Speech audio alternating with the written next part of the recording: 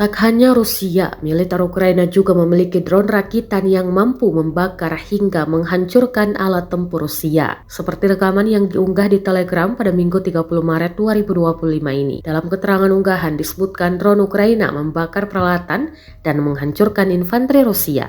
Serangan akurat menghancurkan APC, Piraeus, tank, dan pengangkut personel lapis baja, BAT dan LAT secara garang.